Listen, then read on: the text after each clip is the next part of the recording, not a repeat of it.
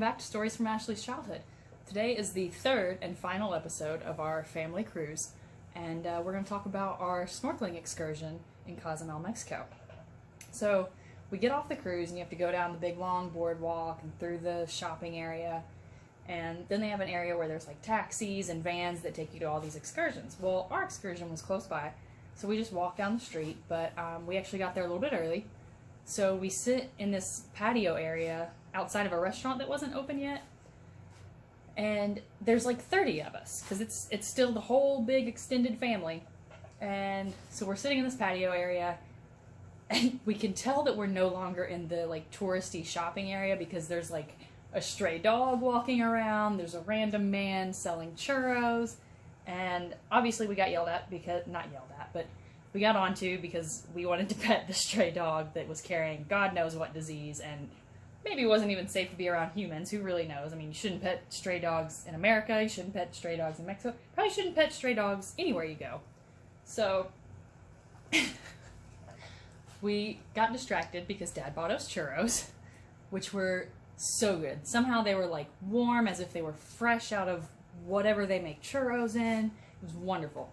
So we finished our churros, and a few minutes later we're picking out our snorkeling gear on the beach, and they only have the masks that like go over your nose, which I was already stressed about because I swim underwater. We've been through this. I can't swim on top of the water to save my life. I only swim underwater, and I always blow out of my nose.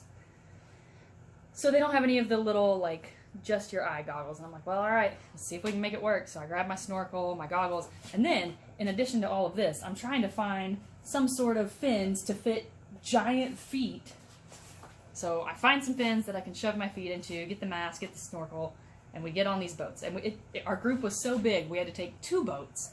And so they set up all the fishing gear to try to deep sea fish on the way out. And, you know, we're all hanging out, chit-chatting, having a good time. We get to the snorkel site. So we all gear up, put the masks on, put your little snorkel in, put on your big old fins. We all look ridiculous and jump into the ocean, because that's what you do when you go snorkeling. So I get in, and immediately upon being like this far into the water, I blow out of my nose. So now we're underwater. The mask has blown off of my face. We're taking on water. It's in my nose. It's in my throat. It's in every orifice of my face, I feel like. And I'm trying to get back up to the surface, and I'm trying to tread water, which normally I'm pretty good at. But when you have the flippers on, something that should be treading water like this speed becomes this speed, and it is way less effective. Especially when you're fighting waves. So you're treading slower, the waves are trying to throw you onto the shore, your mask is full of water, you're trying to drain it out, get it back on.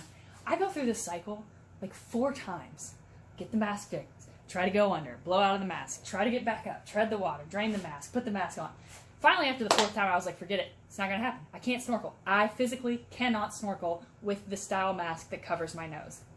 So I just do my best to get to the boat, get back on, take all my gear off, and I'm just sitting there trying to breathe. I'm just trying to exist as a human being, because clearly existing as a fish was not going well.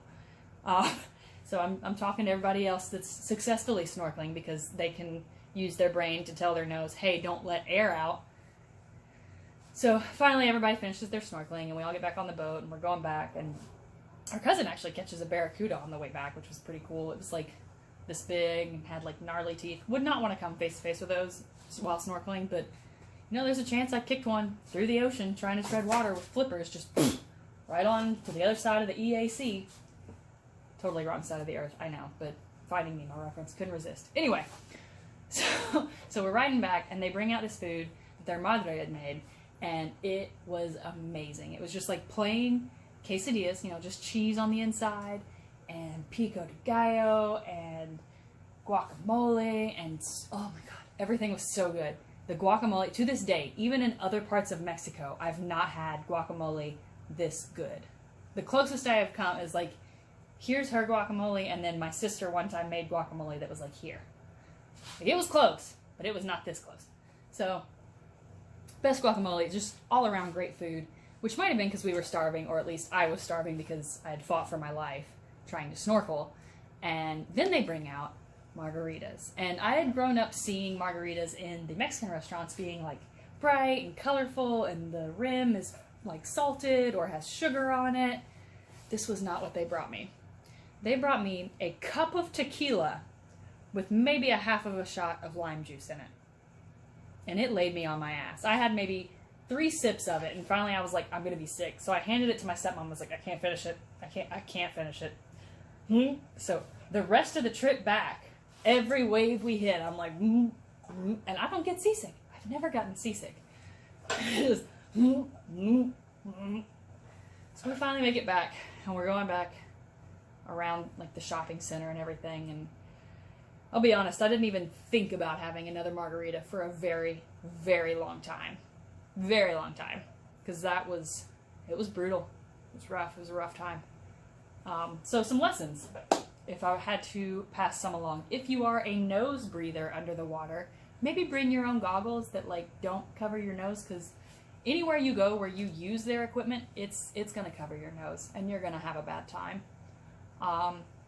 If you've not had a margarita before and your first margarita is in Mexico, I don't know, pack some Pepto-Bismol, wow, or something, because just like that sentence, it is going to destroy you.